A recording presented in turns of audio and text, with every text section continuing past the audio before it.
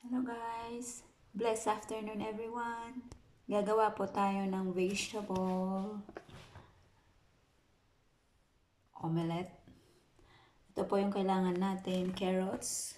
Hinano ko na po. Carrots. Cabbage. Vegetable. With sardines po pala. Lalagyan po natin ng sardines. 1 egg. Ito po. 1 egg. Pepper. Salt. Himalayan salt. Well, ito po ay cornstarch, flour, all-purpose flour, well, sardines, and soy sauce.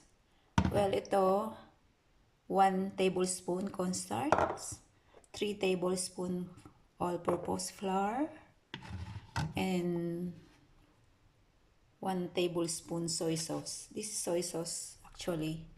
Soy sauce.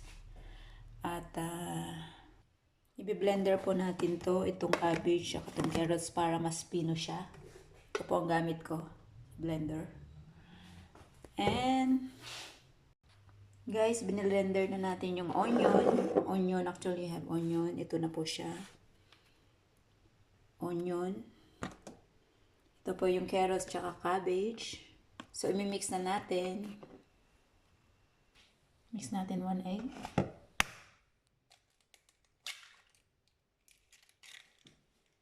So, yung sardines. So, si sardines, i-mash natin to ng maliliit din. Well guys, ito na po yung sardines. Minash po natin yung sardines. So, imimix na po natin yung mixture. Salt. Estimated salt po ang ano niyo. Siguro half teaspoon. Depends sa ano po ninyo. Sa anong kadami po yung mixture nyo. And pepper guys. Estimated. You want more pepper?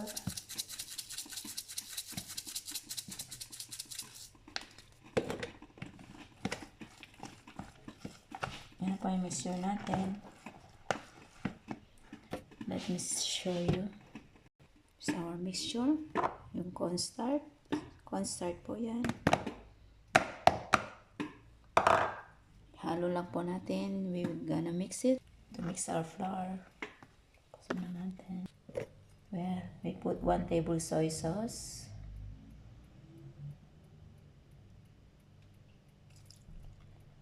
Okay.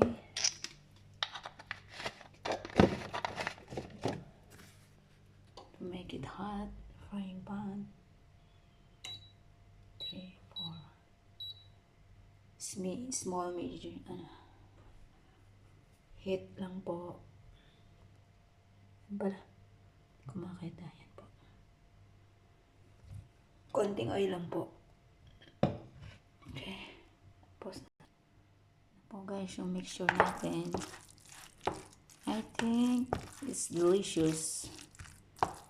Yung iba po kasi pinafry nila sa deep oil. But for me, little oil lang po. Like we do it like omelette. Wait for natin kung we wait until golden brown.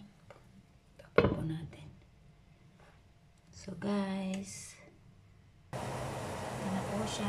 Golden brown na po siya.